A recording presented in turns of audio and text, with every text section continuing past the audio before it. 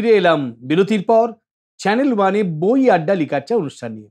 আজকে আমাদের সঙ্গে এই লিকার চায় চুমুক দিয়ে আড্ডায় তুফান তুলতে চলে এসেছেন শঙ্কর বন্দ্যোপাধ্যায়। শঙ্কর একাধারে কবি, অনুবাদক, গদ্যকার, তার অনেক রকম লেখা। শঙ্কর, আপনি তো রম্য রচনাও লিখেছেন। হ্যাঁ, এইটা একটা বাংলা সাহিত্যের একটা উজ্জ্বল ধারা। মহা সমস্ত লেখকেরা লিখে গেছেন সেখানে। তো আপনি রম্য রচনা লিখেছেন, এটা আমাদের খুব আগ্রহের ব্যাপার। আপনারা বই বোধহয় হ্যান্ডেল উইথ কেয়ার, এটা রম্য রচনার বই। এটা বার করেছে কারা? এটা রা প্রকাশনী বার করেছে। আচ্ছা, তো এই যে রা প্রকাশনী বার করেছে, এটা কি কোনো ছোট ছোট এতে 21টা ছোট ছোট রম্য গল্প রয়েছে। রম্য গল্প? হ্যাঁ, মানে হাসির গল্প? হাসির গল্প। হাসির গল্প আপনার মাথায় আসে কি করে? এইরকম একটা সংকটের মধ্যে আমরা বাস করি। না, আবার সেই মানে রবীন্দ্রনাথের পায়ে চিরদিন মাথা নুয়ে এসেছি, আবার নোয়াতে ইচ্ছে করে। শেষের কবিতা মনে পড়ে যায়, হেসে পৃথিবীটাকে হালকা করে রাখা কম কথা নয়। তো সেই হেসে হালকা করে রাখার চেষ্টা করি যাবতীয় দুঃখ কষ্টগুলোকে। আর উনিও তো লিখেছেন হাস্য কৌতুক, ব্যঙ্গ কৌতুক, বইও তো আছে, হাসির কবিতা আছে, রাইট, অনেকেই আমরা জানি। তো এই একটা দুটো গল্প একটুখানি আমাদের গল্প কাহিনী রেখাটা যদি বলেন। আমি যে গল্পটা শোনাবো সেটি কুকুর নিয়ে, যেটা আমার ছোটবেলা থেকেই ফোবিয়া বলা যেতে পারে। আচ্ছা, তো সেই কুকুর নিয়েই এই গল্প। এই গল্পের নায়ক আমি নিজে। বাহ! তখন আমি বেশ ছোট, 51 পরিবারের সর্বকনিষ্ঠ পুরুষ সদস্য। সেজ কাকা একটা বাইসাইকেল কিনে দিল, রবিনহুড। সে আমলের সব থেকে শক্তপোক্ত। দাদু চেপেছিল, নাতিও চড়ে, এমনই নাকি সব জীবনী শক্তি। একেবারে ঠিক সিদ্ধান্ত।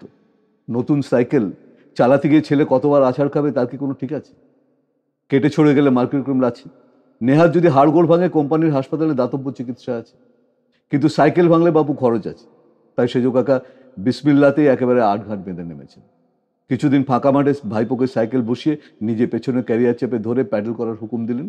সাইকেল যেমন যেমন এগো সেজ কাকা তেমন ক্যারিয়ার চেপে ধরে দৌড়তে থাকলেন। দৌড়তে হাঁপিয়ে ওঠেন, ফর্সা মুখ লাল হয়ে যায়, তবু দমেন না।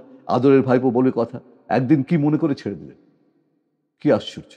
আমি পড়লাম না, ততক্ষণ পড়লাম না যতক্ষণ না বুঝতে পারলাম যে কাকা আমায় ছেড়ে দিয়ে দূরে দাঁড়িয়ে মুচকি। এই সাইকেলে করে গেলেন কোথায়? যাদের বাড়ি গেলেন তার বাড়ি কুকুর ছিল নাকি? না, এই সাইকেলে করে যাদের বাড়ি গেলাম তার বাড়িতে কুকুর ছিল না। রাস্তায় কুকুর? এরপর রাস্তায় কুকুর ছিল, সেটি হচ্ছে সমস্যা। আমাদের যৌথ পরিবার তো, ফলে সবাইকার গ্রসারি আইটেম একসঙ্গে আনা, সেটা ওই সেজ কাকারই দায়িত্ব ছিল। এবার ছেলে বড় হয়েছে, সে সাইকেল চালাতে শিখেছে, দায়িত্বটা আমার কাঁধে এলো। সাইকেলের হ্যান্ডেলে ব্যাগ চাপিয়ে আমি আসছি।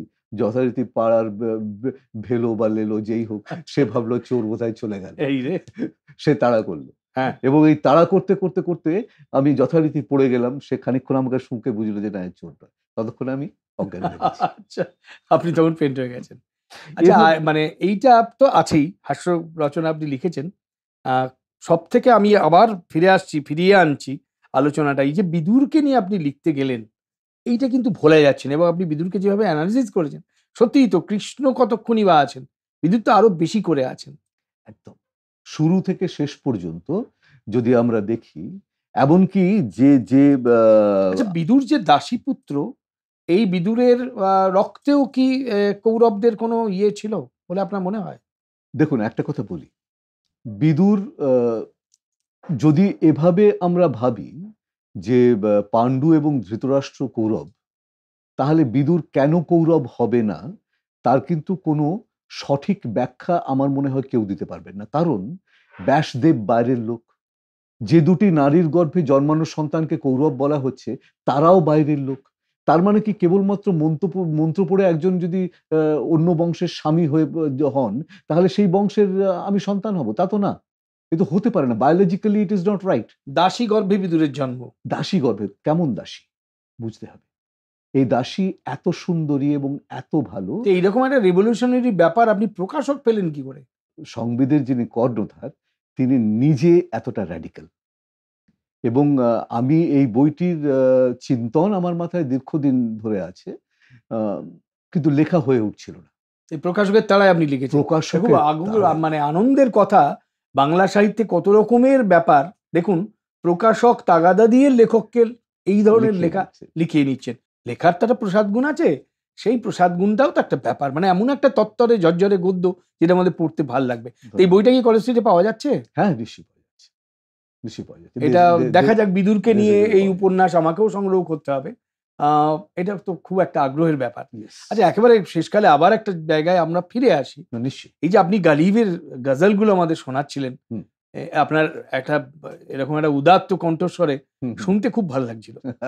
তো আমরা তো নানা রকম কবিতা, গল্প, উপন্যাস অনেকের কাছেই শুনি, কিন্তু এই গজলের অনুবাদ শোনার সুযোগ খুব কম ঘটে আমাদের। এটি খুব বিখ্যাত একটি গজল। এটি জগজিতের কণ্ঠে অসাধারণ গানও রয়েছে। বাহ! আমি সে গানে যাব না, আমি গজলটি শোনাবো এবং তার বাংলা অনুবাদটি শোনাবো। হাজারোं ख्वाहिशें ऐसी कि हर ख्वाहिश पे दम निकले, हजारों ख्वाहिशें ऐसी कि हर ख्वाहिश पे दम निकले, बहुत निकले मेरे अरमां लेकिन फिर भी कम निकले, বাহ!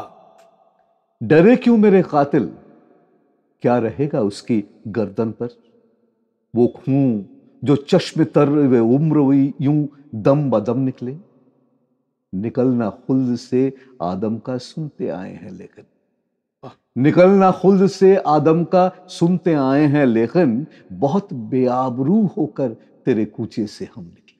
বাহ! বাংলায় চলে যাই, অনেক লম্বা গজল, বাংলাটা বলি। শুনি।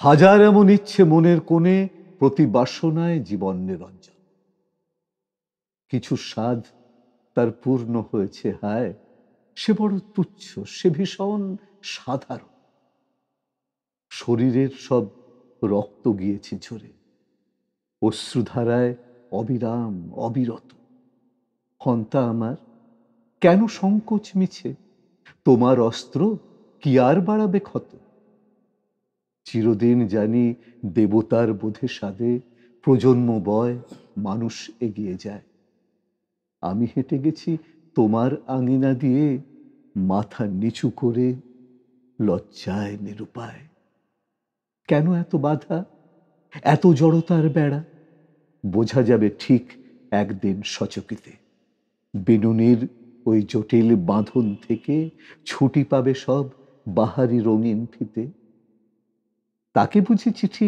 লিখতে হয়েছে সাধ, আমি পারি সেটা অনায়াসে লিখে দিতে, কানে গুঁজে নিয়ে আমার কলমখানি ব্রাহ্ম সকালে বেরিয়ে পড়েছি পথে, এই অজুহাতে সুরা আসঙ্গ হলো, জুটেছে বেহেড মাতাল বন্ধু কত, ছুটেছে তামাম মদের ফোয়ারা ঢেউ পাহাড়ের বুকে ঝর্ণা ধারার মতো, যার কাছে আমি তাবৎ দুর্বলতার সুবিচার পাবো এমনই করেছি আশা, তার ক্ষত আরো অনেক গভীরতর, তাকে ছুঁয়ে গেছে ক্ষুরোধার ভালোবাসা।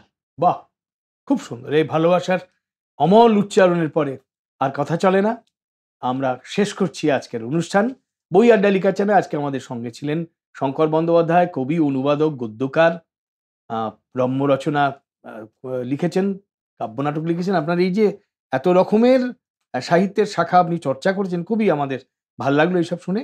আপনাকে অনেক ধন্যবাদ, কৃতজ্ঞতা, আপনি অনেক সময় দিয়েছেন। ধন্যবাদ, ধন্যবাদ।